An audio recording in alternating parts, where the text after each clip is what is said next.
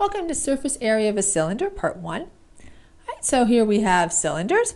Cylinders have two important dimensions, radius and height, in terms of finding their surface area. We are only going to be working with right cylinders. Right cylinders have the bases aligned directly above one another. It's a little bit different if we were working with the surface area of oblique cylinders. Right? Volume, it didn't matter whether they were oblique or right. Surface area, it does. We're only going to be working with right cylinders. All right, so a right cylinder. Cylinders are three-dimensional closed surfaces. In general use, the term cylinder refers to a right cylinder with its ends closed to form two circular surfaces that lie in parallel planes. Cylinders are not polyhedra. Their faces are not polygons. In many ways, however, a cylinder is similar to a prism. A cylinder has two parallel congruent bases, as does a prism. The cylinder's bases are circles rather than polygons. So because they're so similar, other than what the shape is, we are going to be using basically the same formula, just rewritten for circles and a curved surface. So surface area of a figure is the total amount of area that's needed to cover the entire figure all the way around. The surface area of a figure is the sum of the areas of each side of the figure. So now if we were to cut the cylinder, right, and just spread it nice and flat, you would have the two circular bases, and we know that the area of a circle, pi r squared, and then notice you have this rectangle here. So the length, which I highlighted in red, matches up with the circumference of the circle, or the perimeter of the circular base, which we call circumference. Right? So we could calculate the length of that rectangle using the circumference formula for the circular base. The height of the width of that rectangle is the same as the height of the cylinder. Right? So we have our base area, which is pi r squared for the circle times 2. And then we have our lateral area, which is length times width, because it's a rectangle. And the length is the circumference of the circle, which is 2 pi r, times the width of that rectangle, which is the height of the cylinder. And that's going to give us the surface area formula for a cylinder. So let's take a look at that. So a cylinder has two bases. Base of a cylinder is a circle. The height of the cylinder is the length between the two circular bases. Right? That's always the height of any of our figures. And well, our prisms and cylinders, because our cones and our pyramids, they don't have two bases. But for the prisms and the cylinders, the height is going to be the distance between the two bases. So finding the surface area of a right cylinder. Right? So remember that surface area for a prism was 2 times the area of the base plus the perimeter times the height.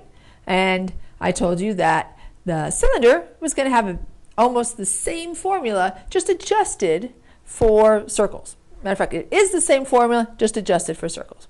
All right, so base, well, that's a circle. The area of a circle is pi r squared. All right, so we're going to replace area of base with pi r squared because we only have one kind of base. That's it. Perimeter of a circle is also called circumference, and it's always calculated the same way. It's not like we can have a different shape for our base and that we would have a different way to calculate perimeter. We're always going to calculate it the same way, the circumference formula, 2 pi r. And then, of course, the height is still going to be the height. If we're looking at the lateral area, we are just looking at that rectangular surface, not the bases. So lateral is any face or surface that's not a base. And if we just want lateral area, that's going to be the circumference of the circle times the height of the circle. Right? And so that lateral area is the area of the lateral surface. It's the rectangular area that wraps around the, well, not really a prism, cylinder between two circular bases. I guess you could think of it as a circular prism. All right, so now I'm going to show you two formulas for a cylinder. Well, you see two equations on the top of the page there. That's the same equation, just it doesn't matter the order. I like to put the bases first, then the lateral area. It's consistent then with surface area formula for a prism. If you were to reverse it and find the lateral area and then add in the bases, it's the exact same thing because it doesn't matter. The order that you add in does not matter. All right, so our surface area, but I'm going to show you another formula. And you can choose which one you like.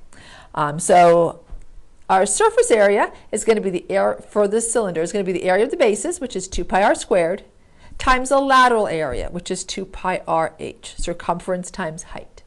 All right, so that's one formula you can use, that top formula up there.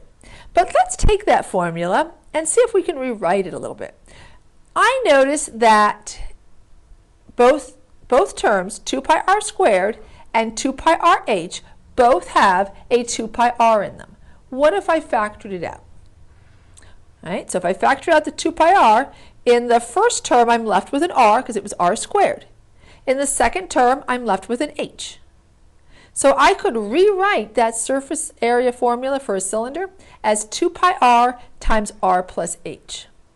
So this is an alternative form for a surface area of a cylinder. And notice if I were to distribute that 2 pi r back, I'd have 2 pi r squared and 2 pi r h, exactly what I have before. Right? So you don't have to write this in your notes because you do have that bottom formula that our equation can also be rewritten as 2 pi r times r plus h. Which one you use makes no difference to me. It's totally up to you. Right? On the very first, we're going to do one problem. On that slide, I want you to write both ways. After that, it's totally up to you. You can pick one. If you want to write both of them, you can, but you don't have to. Whichever way you liked better, that's the way you should use. Doesn't matter.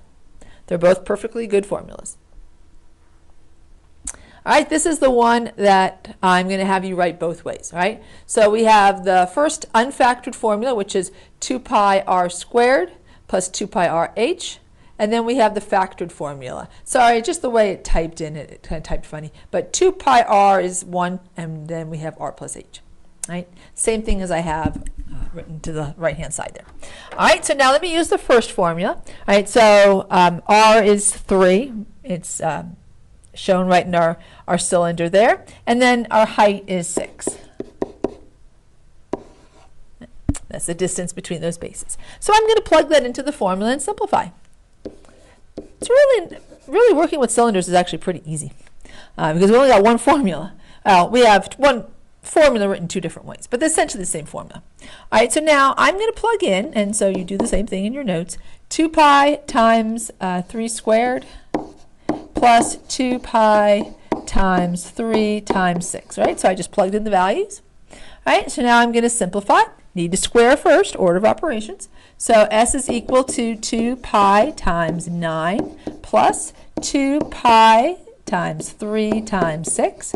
Now I'm just going to multiply all the terms in all the coefficients there in each of those two terms there. So in other words, I'm going to multiply 2 times 9, which is going to give us 18 pi. And I'm going to multiply 2 times 3 times 6. Well, 2 times 3 is 6, and 6 times 6 is 36. So we have 18 pi plus 36 pi. We're going to leave these in terms of pi. Right, so for surface area, leave your answer in terms of pi. So 18 pi plus 36 pi is going to give us 54 pi, and I guess we'll have to call it units squared because I didn't put units on there. All right, so that's the first formula. You should have that one in your notes. Now let's look at the second formula. Okay? So s is equal to 2 pi. My radius is 3, and then I need the parentheses here because I need to add those, and then I'm going to multiply the terms all together. So I have 3 plus 6. Now make it easy for yourself. Don't distribute the 3. Add the 3 and 6 together, and you got 3 numbers to multiply. All right? Easier. All right, so 2 times pi times 3, and then 3 plus 6 is 9. All right, so I have 3 numbers to multiply together. 2 times 3, which is 6, and 6 times 9 is 54. So my answer is, my surface area is 54 pi units squared. Now, like I said, it does not matter to me which formula you use.